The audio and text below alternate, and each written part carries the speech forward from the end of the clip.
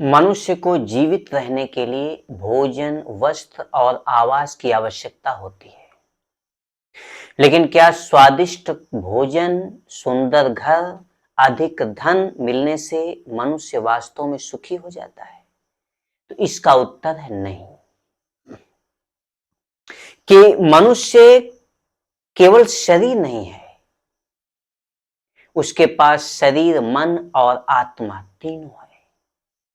इसलिए इन तीनों का संतुलित विकास आवश्यक है।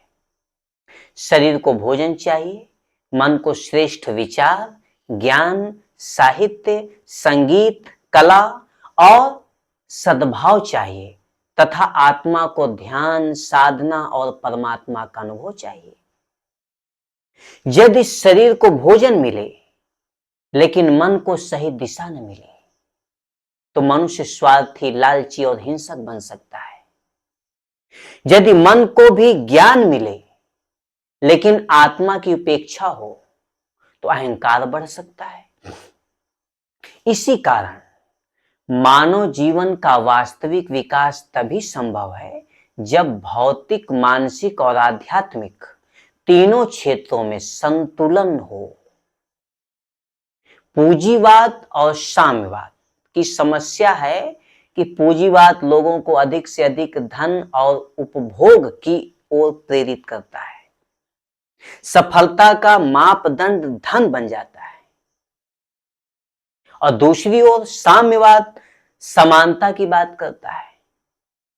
लेकिन यदि मनुष्य के मानसिक और आध्यात्मिक विकास की उपेक्षा की जाए तो वहां भी स्वतंत्र सोच दबने लगती है। साम्यवाद तो धर्म को अफीम बोलता है कि धर्म नाम की कोई चीज नहीं, अर्थात तो मनुष्य को एक तरह का पशु बना देता है, राक्षस बना देता है। दोनों व्यवस्थाओं की सबसे बड़ी कमी यह है कि वे मनुष्य को केवल आर्थिक दृष्टि से देखते हैं, जबकि मनुष्य उससे कहीं अधिक व्यापक है। अब मानसिक भोजन क्या है? मानसिक भोजन का अर्थ है उत्तम साहित्य, श्रेष्ठ शिक्षा, वैज्ञानिक सोच, कला और संस्कृति, नैतिक मूल्य, सेवा की भावना, सकारात्मक चिंतन। ऐसी चीजें मनुष्य के मन को ऊंचा उठाती हैं और उसे बेहतर इंसान बनाती हैं। और आध्यात्मिक भोजन है ध्यान, साधना, ईश्वर का स्मरण, कीर्तन, निस्वार्थ सेवा, प्रेम, समस्त जीवों के प्रति करुणा। जब मनुष्य नियमित साधना करता है तब उसका मन शांत होता है और जीवन में सही निर्णय लेने की शक्ति विकसित होती है। आज संसार में धन बढ़ रहा है लेकिन तनाव भी बढ़ रहा है, सुविधाएं भी बढ़ रही हैं लेकिन शांति कम होती है, जा रही है।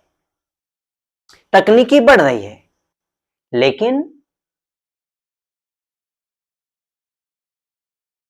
मानवीय संवेदनाएं घट रही हैं। इसका कारण यही है कि हमने बाहरी विकास पर ध्यान अधिक दिया लेकिन मन और आत्मा के विकास को भूल गए। समाज ऐसा होना चाहिए जहां किसी को भूखा न रहना पड़े, सभी को शिक्षा मिले, संस्कृति और नैतिकता को सम्मान मिले, ध्यान और आध्यात्मिक साधना को जीवन का हिस्सा बनाया जाए। आर्थिक व्यवस्था मानव कल्याण के लिए हो, केवल लाभ कमाने के लिए नहीं। यही नव्य मानवतावाद और प्राउड का संदेश है। हम केवल धनवान बनने का प्रयास न करें बल्कि चरित्रवान, ज्ञानवान और आध्यात्मिक रूप से समृद्ध बनने का संकल्प लें। जब शरीर स्वस्थ होगा, मन पवित्र होगा और आत्मा परमात्मा की ओर अग्रसर होगी, तभी सच्चे अर्थों में मानव समाज का कल्याण संभव होगा।